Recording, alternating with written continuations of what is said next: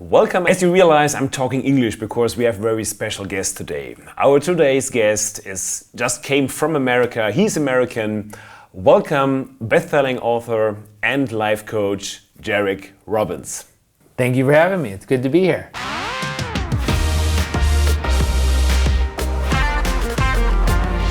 Thank you for being here. You just landed yesterday, and you just told us that you just left you just lived in Miami Beach the last years. Yep. Before you flew, you just moved to Puerto Rico, right? That's right. We packed up everything. It was all picked up. We handed the keys back. We walked out of the building. We got on a plane, and now we're here. And all our stuff is en route to our new home in Puerto Rico. Okay. But you already have your keys, so you're not homeless, right? That's right. We're not homeless. Okay. We have a home. Okay. It's just an empty home right now. Cool. Why Puerto Rico? Oh man, we just talked about this, my wife and I. We've lived in Tampa, San Diego, Sausalito, Miami Beach, Costa Rica, and now Puerto Rico. Nice places, all of them. Yeah, in the last 5 years. Wow. So this will be our 6th city in 5 years. We also did 3 weeks in Mallorca, Spain this last summer, which we loved, so we might do some time there. And so we were looking for a place that was warm, tropical, relaxing, like a slow culture pace instead of a fast culture city. So relaxing, that was really just, it kind of just rejuvenated the spirit while we're there. We were looking for it. We love Costa Rica, and Costa Rica did that for us. When we were there, we slowed down as far as what we were doing every day, but it sped up our creativity and productivity. So we wrote a whole book while we were there. We refilmed and recreated a whole, 90-day program while we were there. We loved the creativity that spawned from that type of environment and how rejuvenated our nervous system felt. And so we were thinking of Costa Rica, and then we said, why not Puerto Rico? Let's just go check. It's a U.S. territory, so it's still the U.S., which is easier than out of the country. Mm-hmm. So why don't we go see it, see if we like it? We tried San Juan, we tried over there, we're like, it's okay. And then eventually we took a flight. It was actually a random story. We got done speaking at an event in an expo with 5,000 people in New Jersey, went to the airport to fly home to Miami.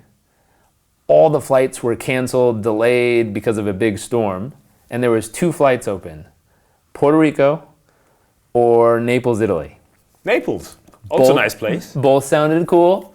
So we looked at each other, we thought about it, and we're like, we've been talking about Puerto Rico, let's just go check it out. So we flew down, went down to a little beach city called Rincon, which is known for world-class surfing. It's like hippies, beach, totally relaxing. Rented an Airbnb for the week, hung out, really liked it. Long story short, later that week, met a guy, he took us around, showed us some houses. We found one we liked and we ended up buying it that week. And so a random thunderstorm took us to Puerto Rico and helped us find our new house. Are you always acting like this, like being in a mood and having I think you'd have to ask my wife. Most of the time. When I get excited about stuff, I saw this little bell curve, and it said Americans, and I think if I remember right, it was like, totally awesome, very cool, still awesome. And then I think it said British people, fine, okay, great. And then my favorite was Eastern European people, this is shit. That's okay, but still. I was like, oh! So I think I picked up some of the American culture growing up of being excited about a lot of stuff. Yeah. Many people out there know your work, read your book, you really had a great bestseller. Yeah. The people who do not know what you're doing exactly, you're a coach, you're going into companies, we also have a lot of private clients. Okay. What are you exactly doing with your clients? So it's really simple. If we were to sum up what we do, it's to reach the people that need us most at the moment they need it with the message they need.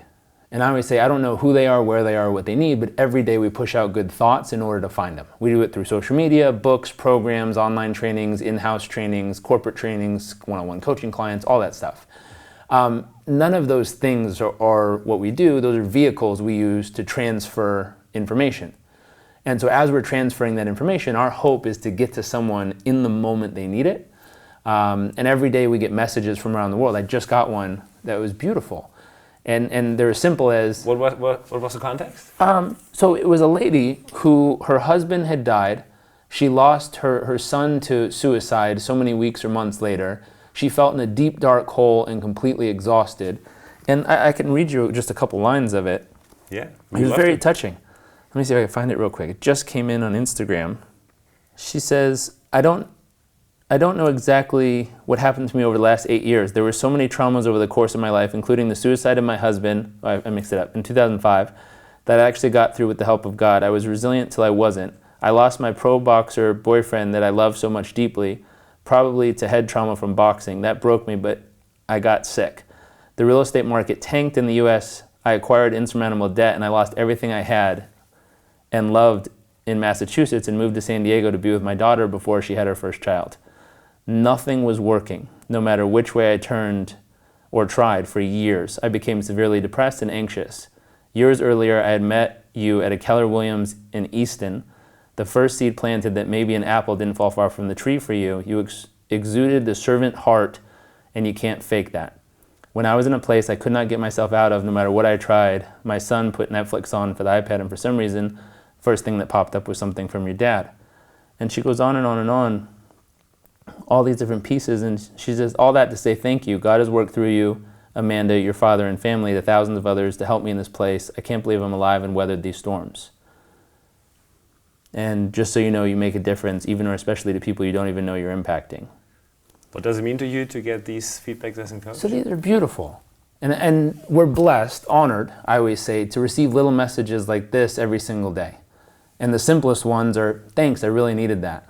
The most touching ones are ones like these, or a letter I received one time from an airman who's in the Air Force in the US. She had been deployed to war, came back, had horrible PTSD, and she was struggling. In the letter she wrote, Mr. Robbins, for the last couple weeks, I've just had horrible PTSD. I've had my firearm in my mouth wanting to pull the trigger every single night for the last couple weeks. Someone gave me a copy of your book. I read it, and I just wanted to say thank you. It reminded me of my reason why I want to keep living. Wow. I was like, wow. If that's all we did, we did what we're supposed to do. If that's all that book ever did was get to that one lady in that one moment, that book did exactly what it was supposed to do. And so those moments are what we do. That's the core of what we do every day. Our whole team works to push out content to find people at the moment they need it most. And we don't know who they are, where they are, what they're going through, but we know if we take this thought and we push it and get it out as many places as we can through every vehicle we can, like a talk like this, a bigger talk in front of people, through social media, through blogs or articles or posts or videos, that we can reach them in those critical moments. Yeah. You're focusing a lot on the purpose of your life. Why is that so important to have a purpose and to find it? To have a purpose is interesting. It's something, we were just talking about this in a training we were doing earlier this morning. It's two things. It's something you can go find if you want to go on a quest and a journey to discover that purpose. Some people would like to go on a quest. All throughout history, there's been a moment of transition from a young man or woman to a grown woman or grown man where they go on a journey to find that purpose or discover what's worthy of investing their life into. So there's one way to do it, and I had parts of those, going and living in a village in Uganda. I took a ship and circumnavigated the globe right before that, went to 10 countries in 110 days and discovered what life was like all over the world. And those things bring moments of purpose where you're kind of figuring out what is worth investing your life into. But then the flip side of it, you can also define purpose in the things you're already doing. One of my favorite moments was when I was living in the village in Uganda teaching organic farming. There was a little old man who every morning would come out perfectly on time at sunrise, and he would just sweep the leaves off a path. And I went and interviewed him because he never missed. Every single morning at sunrise, he'd get up there, long thatch broom, sweep the leaves off the path, come back, and just be so happy for it. Mm-hmm. And I remember interviewing him, and I had a friend translate, and I asked him, why do you do this? Why do you sweep the leaves every day? Why do you do what you do? And he says, I do what I do. The first answer was, because I'm supposed to. I was like, if you've ever traveled anywhere with American, it's kind of a horrible trait we have, which is when people don't understand us, we tend to just speak louder. No, why do you do what you do? My friend who spoke English was like, I speak English, stupid. Hold on. And so she turned back and she asked him a little different question, and then he went, oh, whoa. And I was like, yeah, that, why? What's that? And she's like, give me a second. She translated. And she said, he just said something so beautiful. He said, the reason I sweep the leaves is because I believe every human, whether it's a small child about to enter the world or a sick or elderly person about to leave the world, I believe they deserve a clear path to do so. I remember thinking, wow, that's really cool.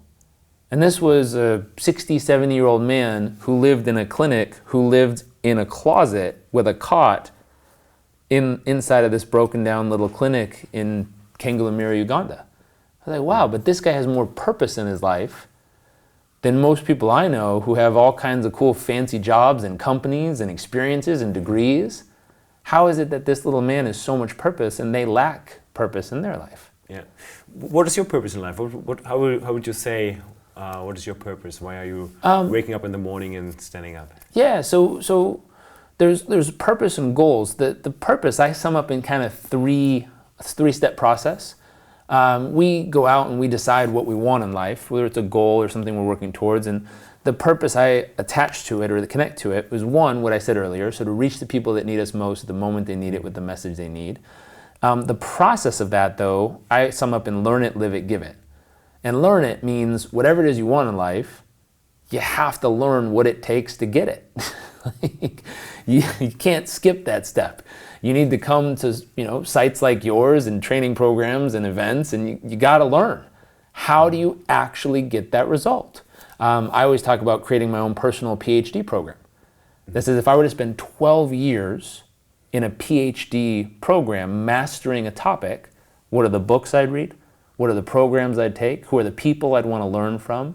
Who would be my guide on the journey? Who would be my mentor? Who would be the person who looks over my shoulder and guides me in which things and how to apply them? Who'd be my coach that makes sure I'm applying what I'm learning and doing what I'm talking about and reading about, not just learning it and doing nothing with it? Mm-hmm. And I put together the whole curriculum and then I map it out. And this is what I would do over 12 years of my life to master this topic. And in that process, that's the learn it section, like really deeply learning. People nowadays want to read one book and call themselves an expert.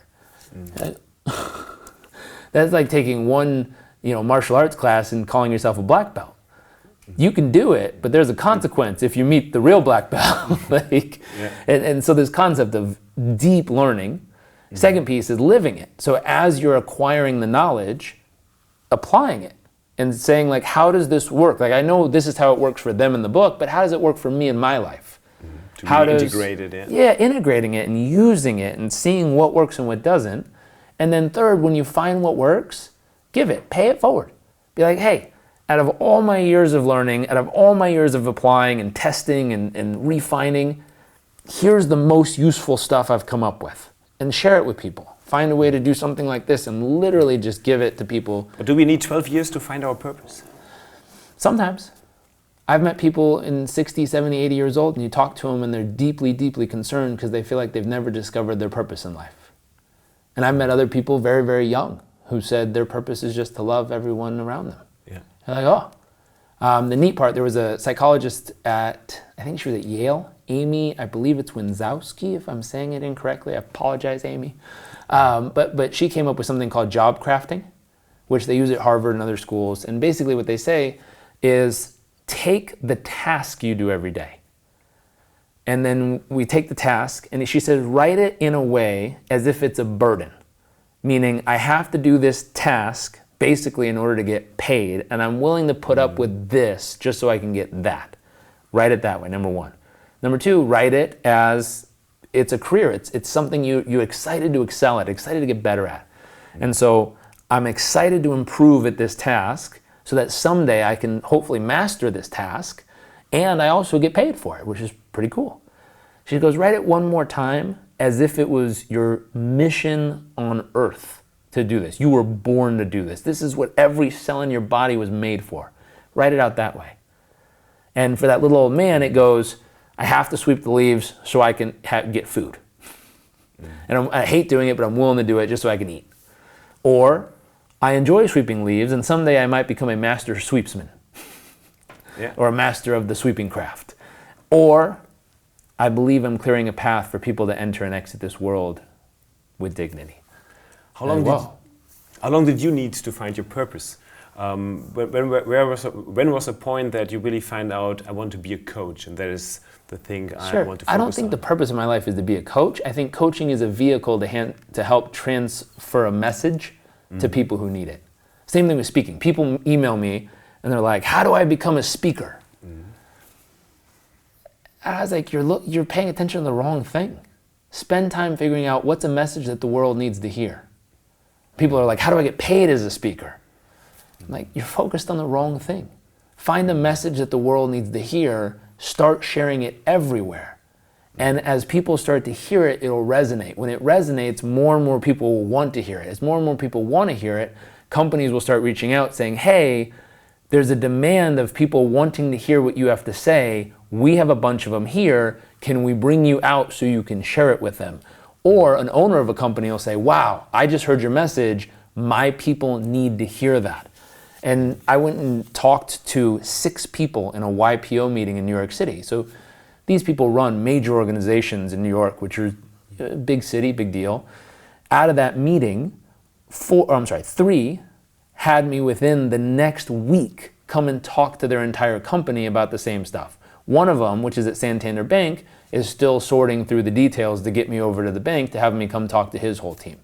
But it's one of those things, like when the right people hear it, the message will naturally cause them to go, oh my gosh, I know someone who needs this. It's the message. It wasn't me telling them, I'm a speaker and a coach and you should hire me to come and do this. They don't care about that. They care, can this message help these people do more of what we want, need, or desire them to do? And so the whole concept of me being a coach is just a vehicle. If juggling flaming fire sticks and riding a tricycle helped this message to get to more people, I would be doing that. If singing got the message to more people, I would do it. If learning how to act or be a DJ got it to more people, I would do it. The vehicle is not much important as much as helping get messages to people who need it in that moment.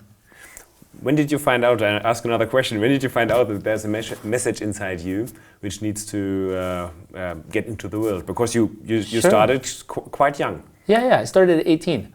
And so at 18, I did 256 hours of coach training, which is a lot of training. And I learned all kinds of tools. And in the beginning, I only worked with people who I had an experience of accomplishing what it is I was coaching them through. So I was really good at time management and health and fitness. Those are the only 2 things I coached anyone on. And so... Why these topics? I was really good at it. I had mastered it in my own life. And so it was something where I went from 5'9", 225 pounds. I don't know what that is in stones or kilo, but it's a big kid. How many pounds? 225. 225. I think it's 120 kilograms. So 120 kilograms, 5'9", going into high school. So I was a big kid. And it wasn't because I was strong, I just ate a lot of junk food. It was big. Ate like a whole pizza, whole thing. It was a lot. And then throughout high school, I decided I wanted to get healthy. So I ran marathons, joined sports, ate healthy, and I slimmed down. And all of a sudden was running marathons and getting healthy. And I was like, wow, that was pretty cool. I learned how to transform my mind and body through physical fitness and diet and nutrition to get myself to the place I wanted to be physically, mentally, and emotionally. I'm like, well, I can help people do that. I know what it's like to make the transition through that period of life. I did it young. What would you say is the main reason that you win the challenge? So it's not only food, right? It's a lot of mindset. Yeah, tons of mindset. So it was really funny. I was a B&C student. I was unhealthy. I was probably happy. I'm not gonna say I'm unhappy. I was doing okay. But a B&C student, so average student, not very healthy. And then it was funny, I listened to one of my dad's tapes at 15 or 14 years old. I put it in with my friend, a bunch of us sat in a room, we listened to it, and I did what the tape said. I set goals, I came with a strategy, I did the whole thing, and my thought was, all these millions of people around the world says his stuff works. Like, maybe, I don't know. I was a 14-year-old kid, I'm like, let's find out. I'm literally just gonna do what it says and see what happens in my life. And literally, over the next 2 years, B&C student, straight A student, unhealthy and overweight, running marathons, and in great shape. I was like, wow. It worked. It works. No wonder everyone's talking such great stuff about these tapes and all this stuff he teaches. But it was 14-year-old kid. They don't always believe their parents. It's like, I'm going to do it myself. I'm going to see if this really works. So I did it. It worked.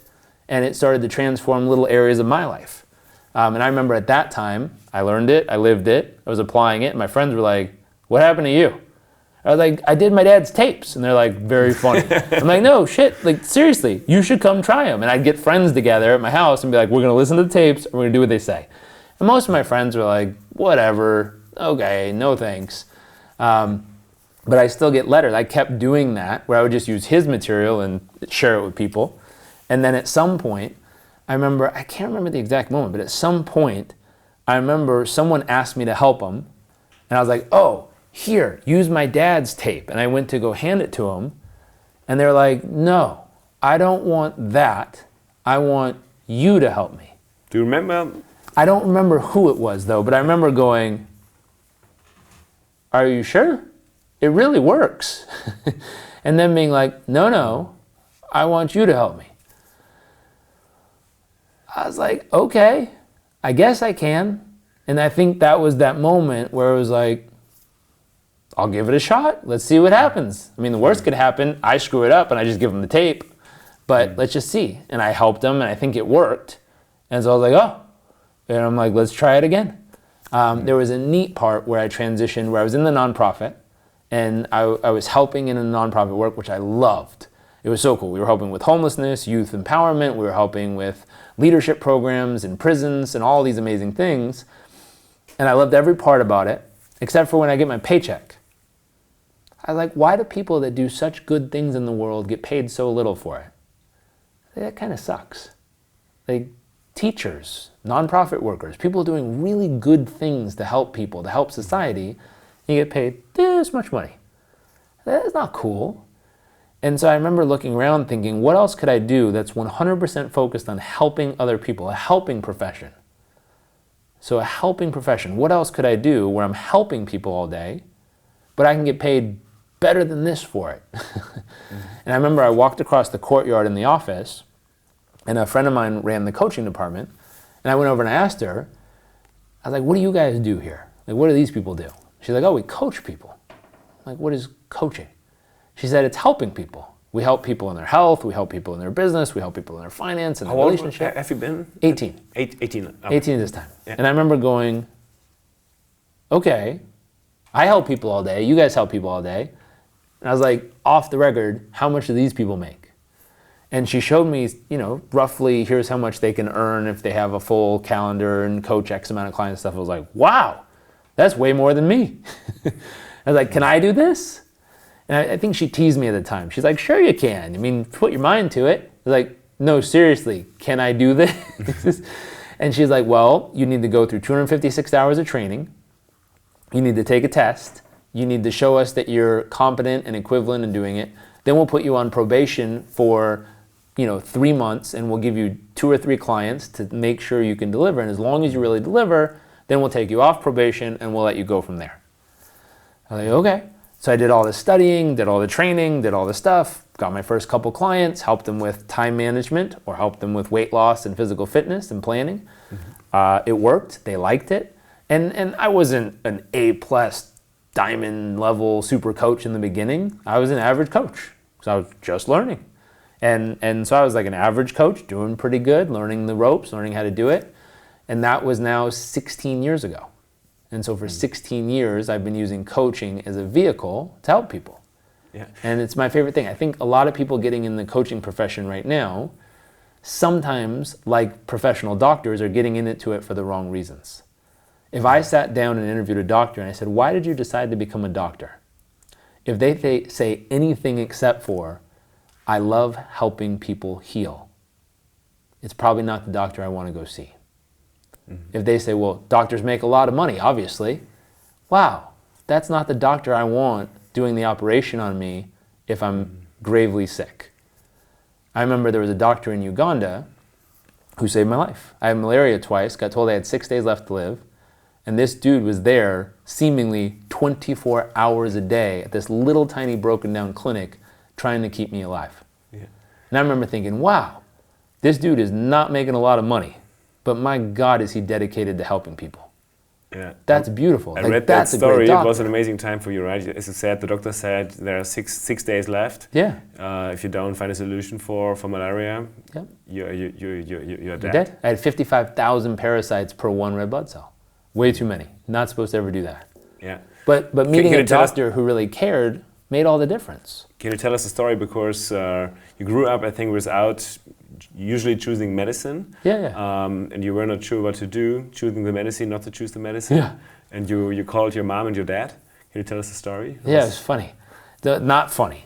I was very sick, partially because I didn't take the anti-malaria tablets, but I watched my friends who did, and they still got malaria. And the side effect of the tablet was malaria. I was like, wait a minute. They're taking the pill that's supposed to prevent them from getting malaria. They still got malaria, and they had the side effects of malaria before malaria showed up. I'm like, well, that's a bad idea. So I didn't do that. And so I decided I wasn't going to do it. Ended up getting malaria while I was there.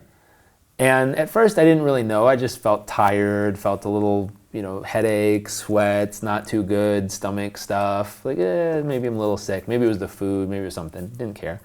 Got a little worse. At one point, I remember I was having trouble breathing. Like, I was like, that's not good.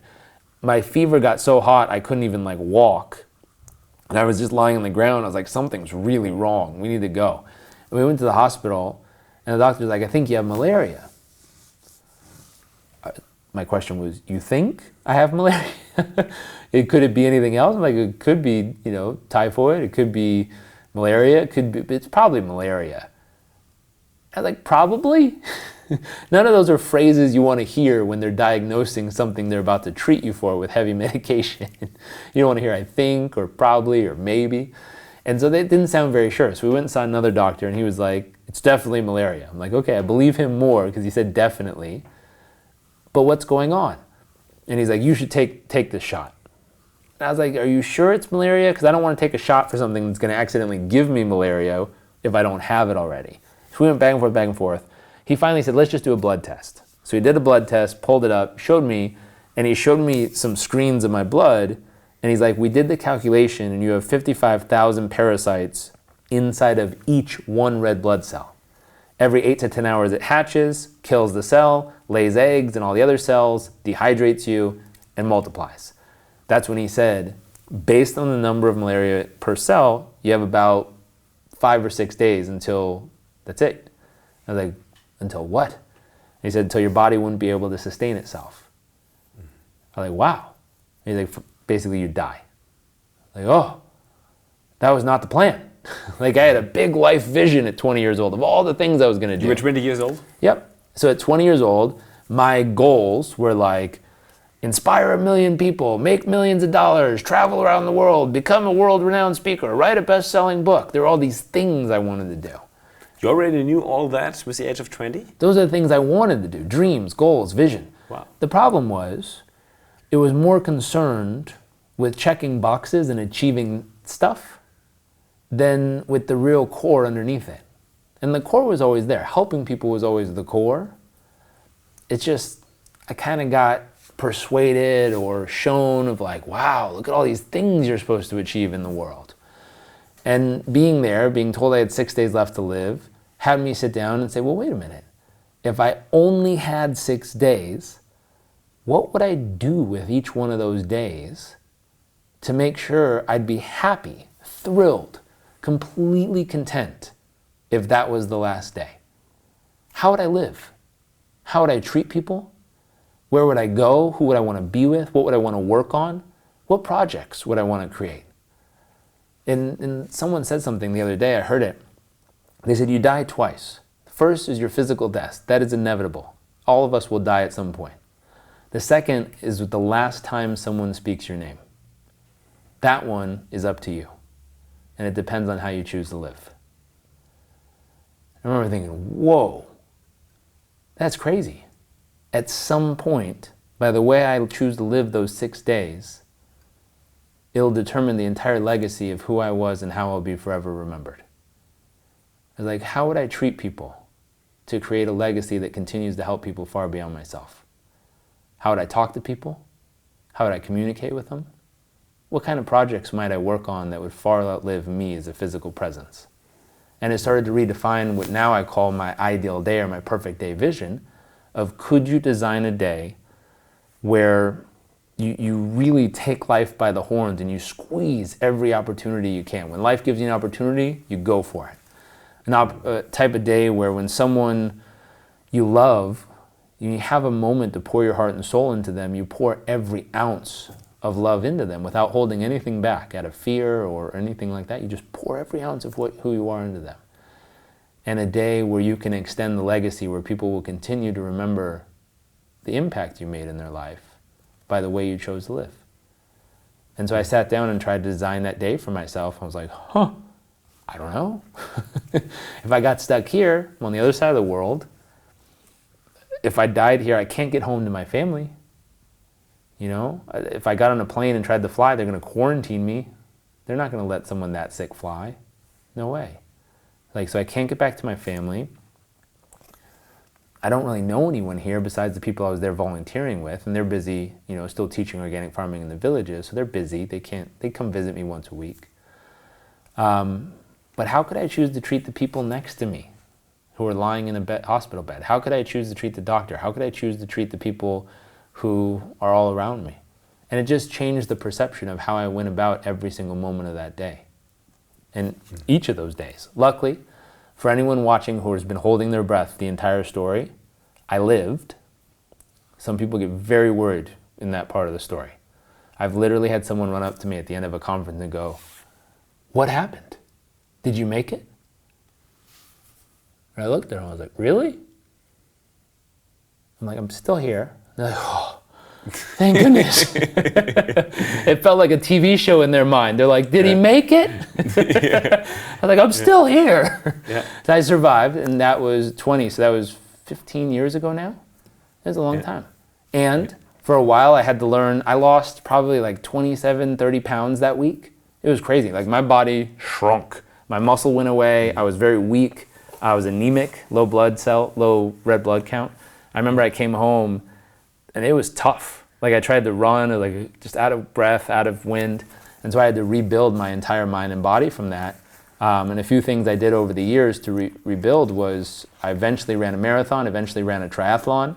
And I was just pushing myself to rebuild and regain that strength to remind myself, hey, you can rebuild from anything. You just said that the first time that you hear the tapes of your father was with the age of 14? I don't think that was the first time I heard them. That was the first time I used them. The first time you used them to really use the work of your father. With the age of 18, you felt there's this message. With 18, you felt there's this message inside you that you want to maybe get a coach. You just had your first coaching experience, looking at the other people, earning money with that. How was your childhood, being the son of Tony Robbins, one of the biggest coaches on earth? Even your mother was in is in the coaching sector. How was the childhood being in such a surrounding where coaching is always, I would say, a topic? Sure. I always tell people I don't know the difference. I didn't have 5 childhoods to go back and go, well, number 2, that was really the good one. And because I don't know any different, everything that happens seems normal. Because that's all normal is. And for most people, it's the same thing. I've asked people what was it like having your mom or dad? And either we had a really great experience or a not so great experience. But then you say, how was it compared to what you think everyone else had? And they go, I don't know. I think it's the same or better or worse. So we all have conceptions in our mind of how we think it was compared to other things, but we'll never know because we never lived those things. And so for me, it was interesting. My dad was learning all these tools to try to help people and build his business and build his stuff that he does. My mom was learning all these tools to try to help people. Both of them were trying to help themselves out of a struggling background with family situations that were very tough. I remember my grandma was building her business, and she was a big inspiration. I spent a lot of time growing up with her, and she's amazing. She's the grandma of your mother, or grandmother of my mom. Mm-hmm. She's amazing. She's on the cover of Newsweek magazine. Has the key to the city of Los Angeles. She was Businesswoman of the Year in Los Angeles. Wow. Absolute incredible saleswoman, And she used to take me on meetings with her when I was very young. So she would dress me in a suit, and she taught me the presentation. And she would say, okay, well, why don't you tell them the presentation? I'd flip the pages and read each page to the person in the thing. So she taught me sales at a young age. I remember helping her stuff envelopes to send mailers to clients on the weekends. So I'd be licking envelopes all weekend and doing stuff. With my mom, I think she had probably the deepest impact on a day-to-day basis. She was around me using all the tools she learned through all these trainings, that she would be using them with me, helping me learn about growth mindset. And it wasn't called that back then, but helped me learn about growth mindset. Even at a young age? Yeah, very much so. Like I would mess up at something and she goes, come on. We don't say I can't, we say, and I'm like, I don't know. She's like, come on, what else could you say? I'm like, I can do it. She's like, yeah, you could do it. Come on, anything you put your mind to. And so she was using the little things to coach me along the way over the years and kind of help keep me going.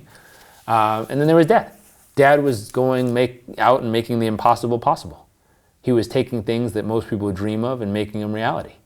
And so, Mom was nurturing me and guiding me and coaching me. Dad was showing me what's possible and raising the bar of what the limits are in life and constantly saying, hey, this was as much as we could do and now we can do more and now we can do more. And it's like, wow, that's amazing. And then Grandma was there, kind of guiding me through behavior and showing up and absolutely delivering and taking care of a big portion of the family yourself. Yeah. You just said that you're getting father in a couple of months. Yeah, so, I'm about to become a father. Sorry? I'm about to become a dad. Yeah, in 7 months, right? Yeah. Do you have already a plan what kind of father you want to be for your children? Man, I'm excited about becoming a father. I think there's not as much a plan as just making sure they're incredibly supported, they're incredibly loved. I think something I've learned over the years of all my studies and research about human development, there's 3 things that a person has to come to at some point in their life. The first one is I am enough, meaning who I am as a human is enough. The second is I have enough. I have enough in life. And the third is I'm loved enough. And when those 3 are full, you get very beautiful human interaction between people. If there's a deficit in any of those 3 buckets and they're empty, you get some really interesting behavior out of a person. And so oftentimes, if you get strange behavior out of someone, they're mean or aggressive or something's off, if you just sit down and go, wait a minute, do they feel like they're enough? Just with their heartbeat, the breath in their lungs, do they feel like they're enough being alive, or they feel like they're not enough? They have to do something or be something or achieve something or accomplish something to finally feel like they're enough. And then even when they get there, it's not enough, they need more. If they don't feel like they're enough, you found your first problem. You gotta help them feel like they're enough as a human, just being alive. I have a friend I met, I found her on Instagram by accident actually. She was the recipient of a double lung transplant. What is that? She was born with cystic fibrosis. Okay. And so her lungs stopped working at one day. She was going. They stopped. They took her to the hospital, hooked her up to machines to keep her alive. Finally, they got a pair of lungs from a donor. They cut her open, pulled out the lungs, put in the new lungs, sewed her up, put her in the waiting room. And then they waited. Are they going to work? Waited and waited. Next day, they started working.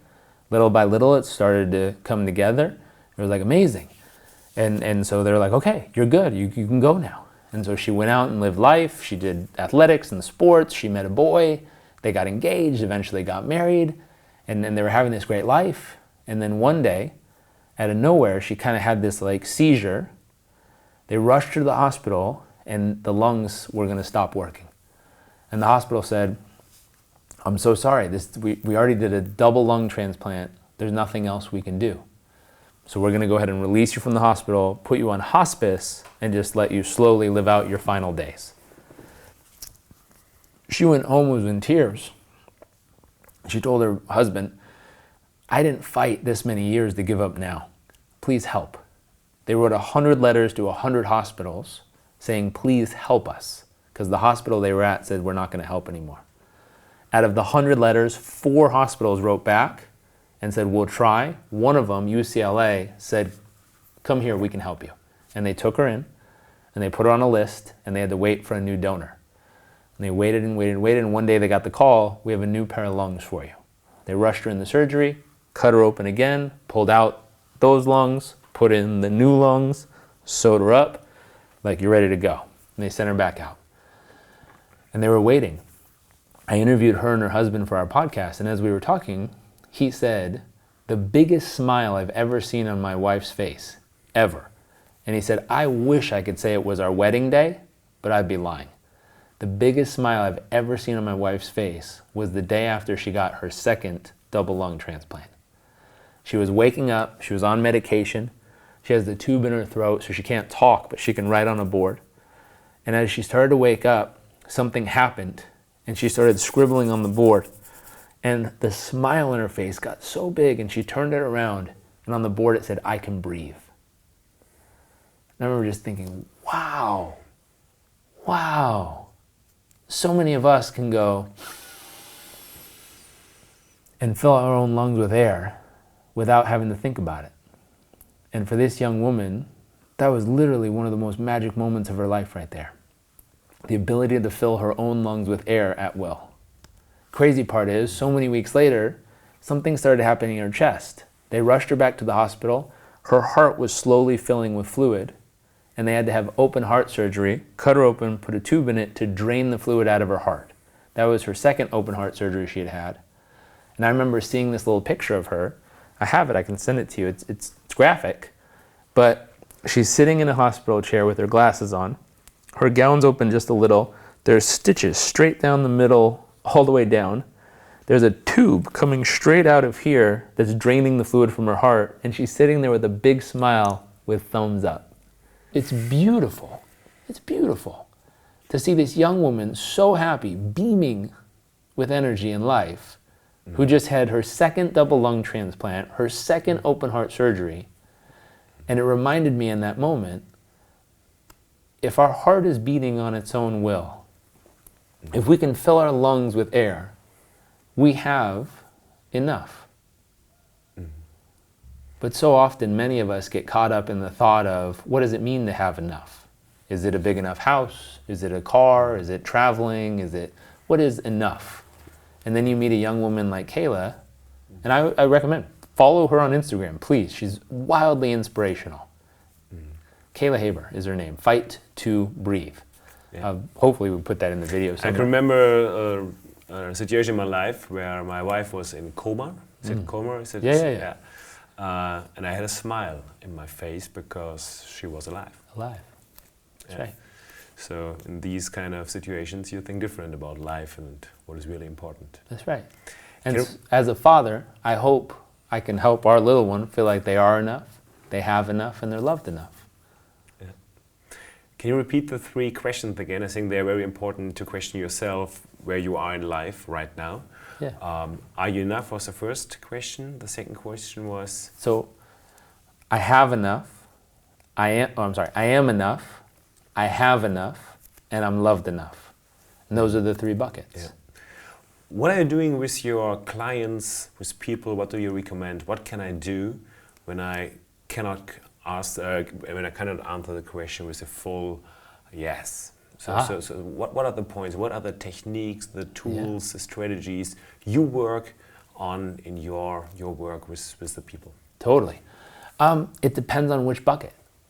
You know, if it's I'm loved enough, that's taking time each day. You can do a simple exercise where if you pull out your phone and you turn on the camera and then you turn it around so it's in selfie mode, look at yourself deeply in the eyes for 5 minutes every day and tell yourself for 5 minutes, the whole 5 minutes, what you appreciate about yourself, what you adore about yourself, and what you really honor about yourself, and what you love about yourself.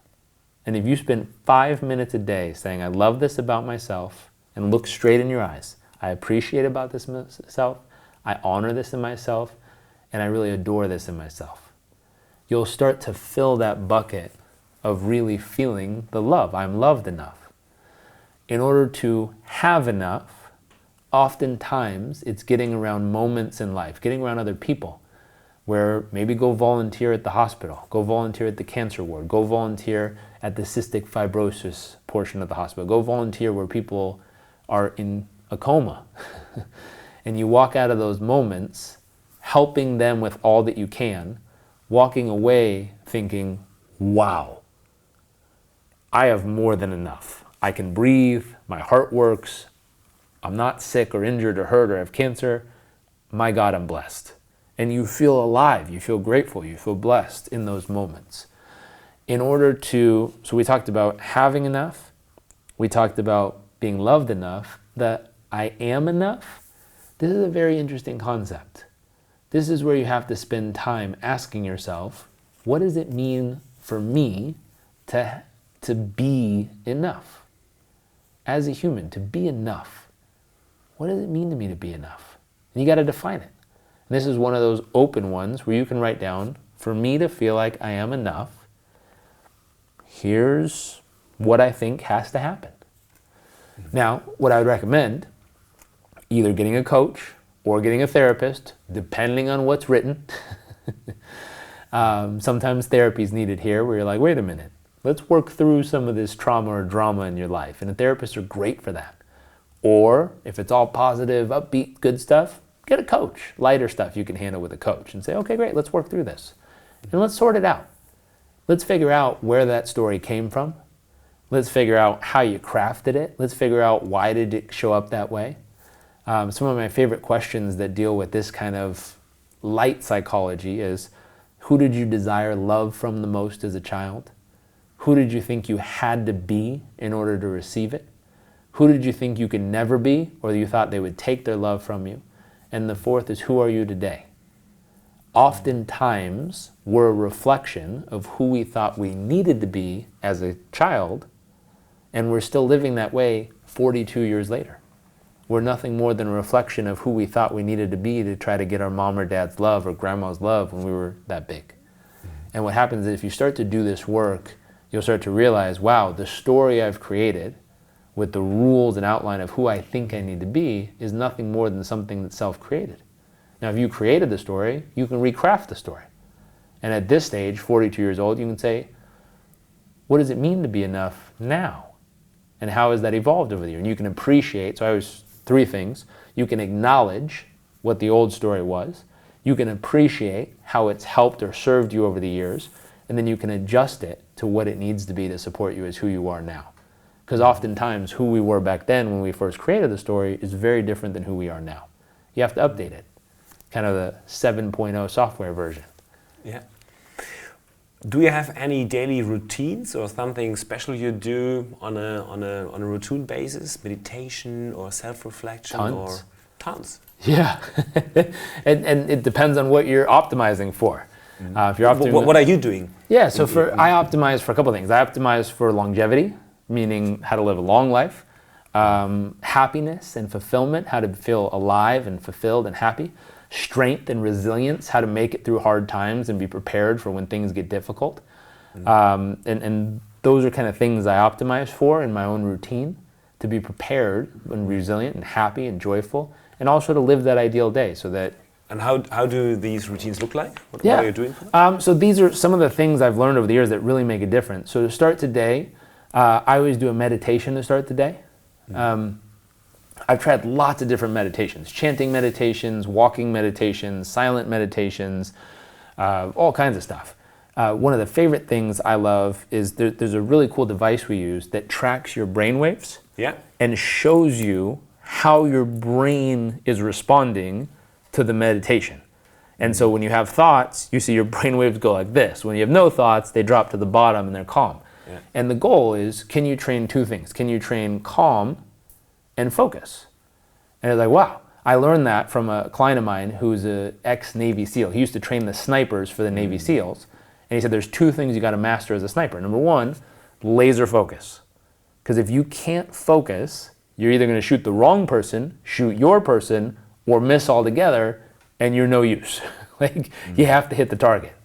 He said, number 2, you have to be aware of the chaos around you, or if you're only focused on one thing and not aware of the chaos, someone walks up behind you and shoots you, and you're dead, and you're no use to the team. And I thought about that, and I said, where else is that useful? I said, what about in a business? If you're the CEO of a business, If you can't focus, you get nothing done.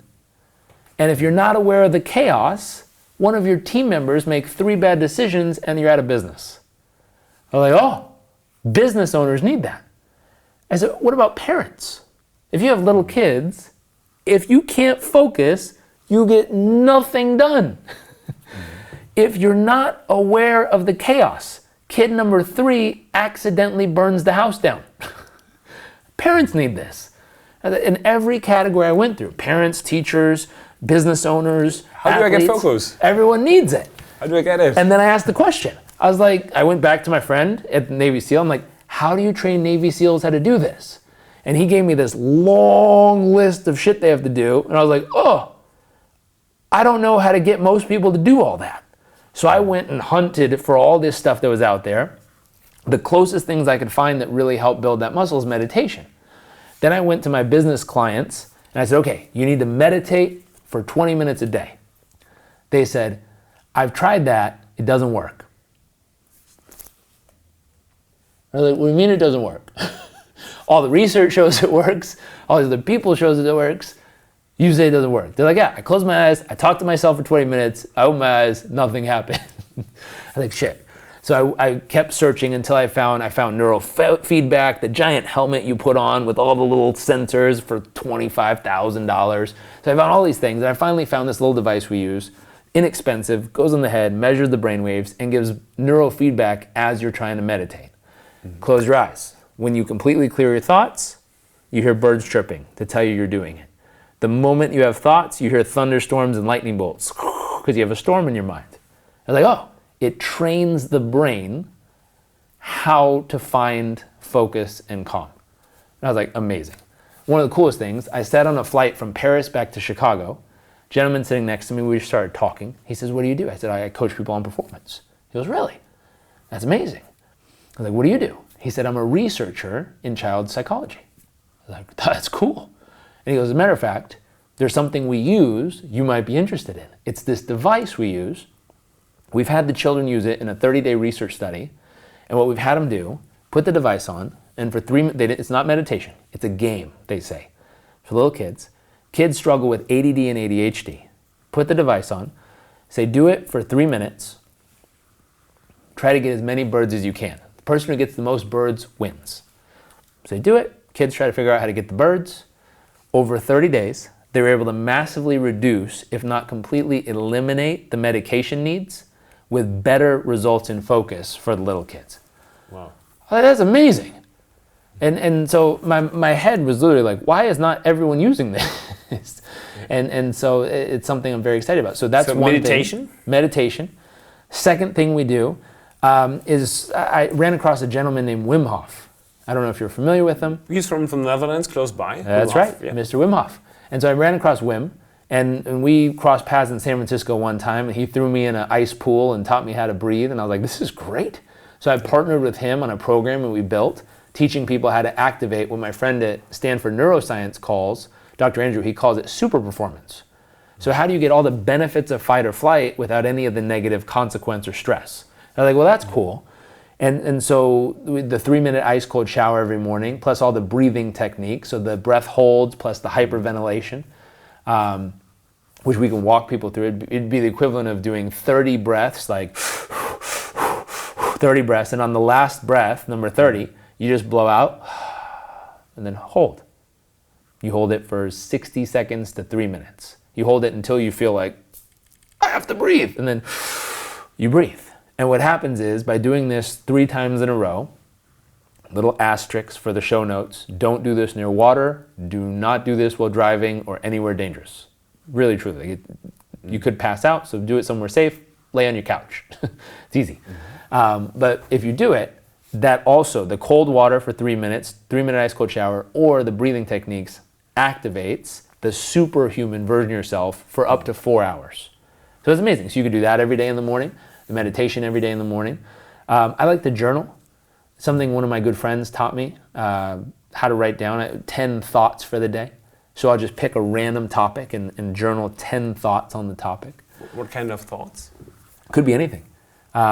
He actually used it. I'm talking about tomorrow at the event. He used it to generate a $10 million deal for himself one time. was like, how did you do that? He's like, I sat down every day. I thought of a person I'd like to connect with. And every day I sat down for 30 days and I wrote down, what's 10 benefits of value I could add to their life without asking a thing from them? Not their time, their attention, nothing from them. 10 things of value I could add to their life. He wrote down every day. And at the end of 30 days, he picked his 10 favorite out of the entire list. And then he said, okay, cool, I'm going to do these. And one of them was to come up with 10 blogs he wishes they would write on their blog. So he said, I wish 10 blogs. So he said, okay, what would the topics be? Came up with 10 topics. He said, okay, what would the information, the research be? He did all the research for each blog and put all the research in. He said, okay, what would an SEO-friendly title be? He did all the research, figured out the best title for each blog. So he had the SEO-friendly title, all the research, and a quick outline of exactly what's included in the blog. Stuff they have not written about on the blog that he wanted to read. He said, I'm an avid reader of your blog. I love your content.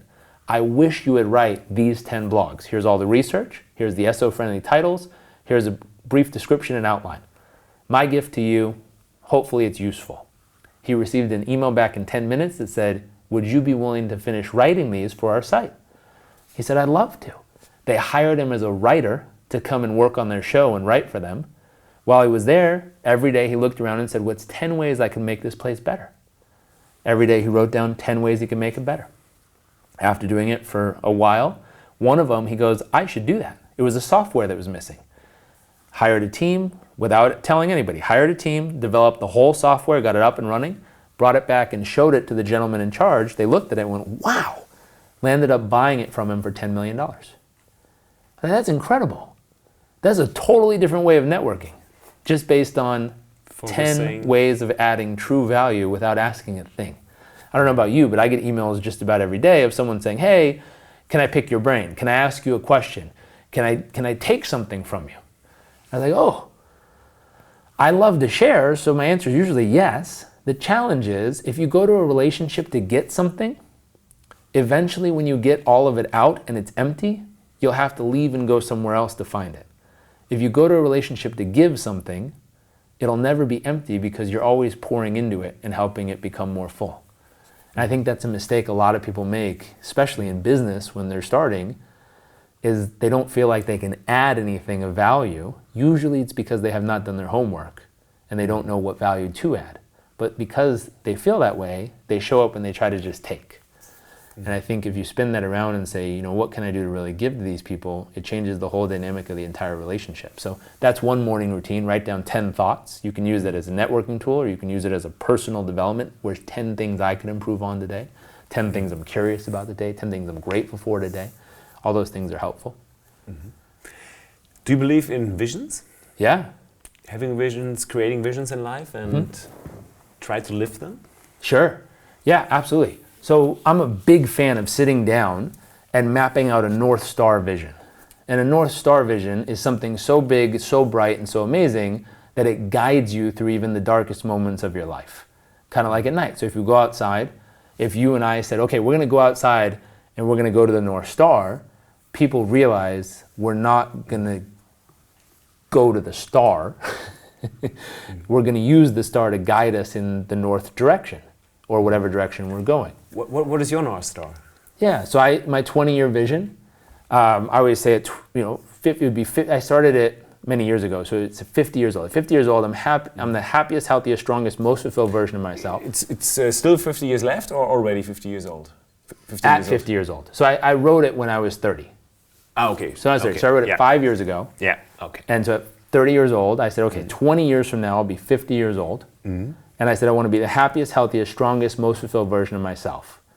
And I said, okay, that's a cool phrase, but what does it mean? So then I broke it down to metrics. I want to be able to bench press 225 pounds 20 times. I want to be able to squat 225 pounds 20 times. And then I met this man who was like 60 years old who could do the splits 7 different ways. I was like, wow, I would love to be that flexible.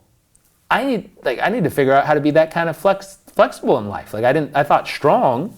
I wanted to be able to run marathons. I read about a lady, Sister Madonna Bruder, who ran the Ironman competition at 82 years old and completed it. I was like, wow, I want that kind of endurance. And so 20 years from now, I'd love to have Sister Madonna Bruder's endurance at 50 years old to be able to run an Ironman. I'd love to have the strength, the muscular strength to be able to move that kind of weight consistently. And then I'd love the flexibility of this gentleman we met, Charlie, who could do the split 7 ways. And so I backed up that vision of health and fitness and energy. And I said, okay, what would I have to start doing every day to be on track to land up there 20 years from now? Now the key is, even if I didn't get to that exact number, if I went towards it every single day, even if I got halfway, I would be significantly better off than never starting or trying. Mm-hmm. That's the North Star. Even if it only led me in the right direction, but I never quite arrived, it would lead me in the right direction. So number 2 is to be emotionally, I want to feel passionate about my life. I want to feel joy and curiosity and excitement, determination. I want to feel humble. I want to feel guided. I want to feel grounded and peaceful. Mm-hmm. And so it's a culmination of all these emotions that I want to be able to feel. I want to feel. Is it something important for your vision, or So for visions that's the emotion. in general? The emotion part of the vision is how I want to feel. So health and fitness, emotions, relationship. I want to help my wife feel like the most cherished, adored, beautiful, and amazing woman on this planet. I think it's a humbling opportunity to be able to fall in love with her every single day and give her everything I possibly can. I think that's an amazing opportunity, gift, and a blessing that life has blessed me with. And so that opportunity at 50 years old, I'd love to fall in love with her every single day of the journey. And that's part of the vision. Moving forward, you get into business and finance and charity. I'd love to build enough schools to educate 25 or 10,000 children per month, and then a hospital that can help at least 1,000 people per month. So far, we've built, through donations, my wife and I have built 2 schools. So we're at 2. We got a ways to go. But over all these years, we'll keep funding building schools and making education possible in parts of the world where it normally isn't. And I think all those things fill into our vision. I'd love, the hospital came from my experience when I was in Uganda and I got sick.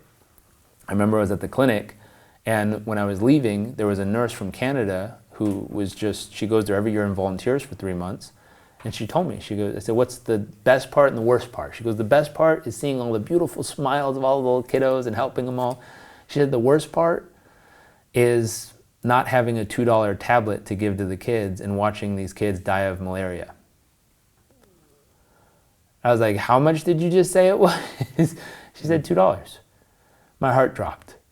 I said, I would love to come back here at some stage of my life and have the ability financially to build a clinic that can help all those little ones that are in need. And at least 1,000 people a month would be a 20-year goal that I'd like to be able to do. I was on the board of a nonprofit that built a hospital in Uganda, and so I know a lot of the numbers just from working on the board for them. And I was like, that's a 20-year vision I'd love to have. I'd love to go be there and watch 1,000 people a month get helped by the doctor we hire and the team we have there. Thank you very much for all the insights into your life, into your work. Yeah. And we wish you all the best, that all the visions come true and you feel all that, what you want to feel in 15 years. Thank you. Thank you, Jairek. Thank you.